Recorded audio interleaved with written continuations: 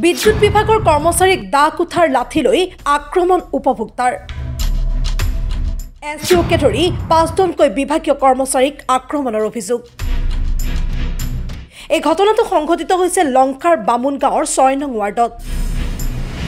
লংকা বিদ্যুৎ উপসমমণ্ডলটোৰ কৰ্মচাৰীয়ে চলাই অহা নিয়মীয়া তালাচীৰ অংশস্বৰূপে বামুন গাঁৱৰ জিলহাছ লস্কৰ নামৰ লোকজনৰ ঘৰৰ লগতে নাৰ্চাৰীত সংযোগ হৈ থকা চুৰি প্ৰত্যক্ষ কৰি সোধা পোছা কৰিব লওঁতে দা কুঠাৰ লাঠি লৈ আক্ৰমণ কৰাৰ গুৰুতৰ অভিযোগ উত্থাপিত হৈছে উপায়ন্তৰ হৈ এছডিঅ'ৰ সহিতে কৰ্মচাৰীকেইজনে প্ৰাণ লৈ উদালি আৰক্ষী পহৰা চকীত উপস্থিত হৈ কোনোমতে ৰক্ষা কৰে প্ৰাণ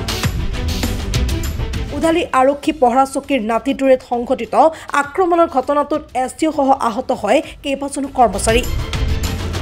ইয়াৰে কৃষ্ণ দাধৰা নামৰ কৰ্মচাৰীজনৰ মূৰ ফালি যায় বুলি জানিব পৰা গৈছে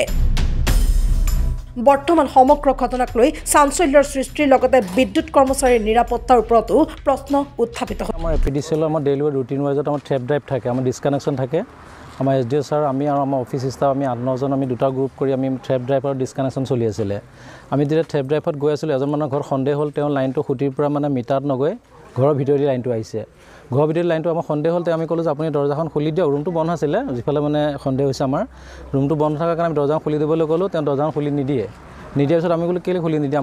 আমাৰ এইটো চাব আহিছে আমাক দেখাবই লাগিব ন আমাৰ যিহেতু ডিউটি আমি লাইনটো চাব লাগিব কেনেকৈ আপুনি কোনফালেদি নিছে তেওঁ এইটো মানে আমাক খুলি নিদিয়ে ওলটা তেওঁ খিৰিকীখনো বন্ধ কৰি দিলে খিৰিকীফালে চাব সিফালেও বন্ধ কৰি দিলে বন্ধ কৰি দিয়াৰ কাৰণে আমি কি কৰিছোঁ আমি মানে সুবিধাজনকভাৱে আমি চাব বিচাৰিছোঁ তেনেকুৱাতে তেওঁ চাব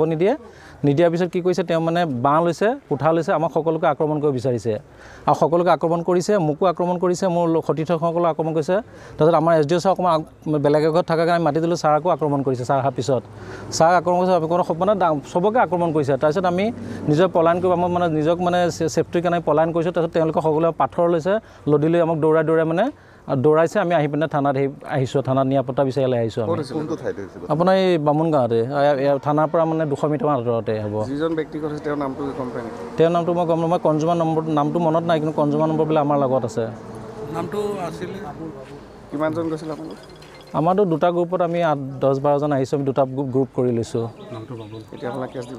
আমি এতিয়া অৱগত কৰিব পাৰিছোঁ আৰক্ষী বিষয়াক যি ঘৰে আপোনালোকক আক্ৰমণ কৰিছিলে তেওঁলোকে মানে বিদ্যুৎ চুৰি কৰি পেলাই চলাই বিদ্যুৎ চুৰি ভিডিঅ' আছে আমাৰ লগত আক্ৰমণ কৰা ভিডিঅ' আছে বিদ্যুৎ চুৰি কৰা ভিডিঅ' আছে তেওঁ মানে অলৰেডি তেওঁ ফচি গৈছে যাৰ কাৰণে মানে মাথাই কাম নকৰি তেওঁৰ পৰা আমাক আক্ৰমণ কৰিবলৈ মানে প্ৰস্তুত হৈ গ'ল আৰু আক্ৰমণ কৰিলেও এছডিঅ' আঘাতপ্ৰাপ্ত হৈছে মই নিজে আঙুলিত দুখ পাইছোঁ মোৰ কলিগবিলাকেও দুখ পাইছে আৰু কৃষ্ণ তেখেতে কৃষ্ণ বুলি এজন দাধৰ বুলি এজন তেওঁ মানে মূৰ ফাটিছে মানে আৰু ঘটনাটো লংকাৰ পৰা ভূপেন্দ্ৰ সিঙৰ ৰিপৰ্ট এনি ভাৰত 24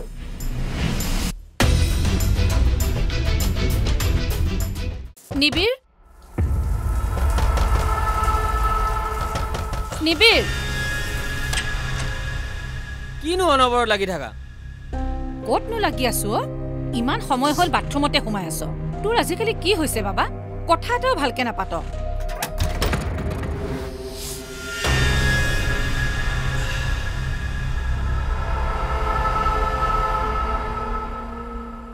নিচাসক্ত ব্যক্তিক নিচামুক্ত কৰাৰ বাবে যোগাযোগ কৰক ৰাষ্ট্ৰীয় টোল ফ্ৰী নম্বৰ 1800-1100-1131 জিলা প্ৰশাসন আৰু জিলা সমাজ কল্যাণ বিভাগ কামৰূপ মহানগৰ অসম চৰকাৰৰ দ্বাৰা জনহিতাৰ্থে প্ৰচাৰিত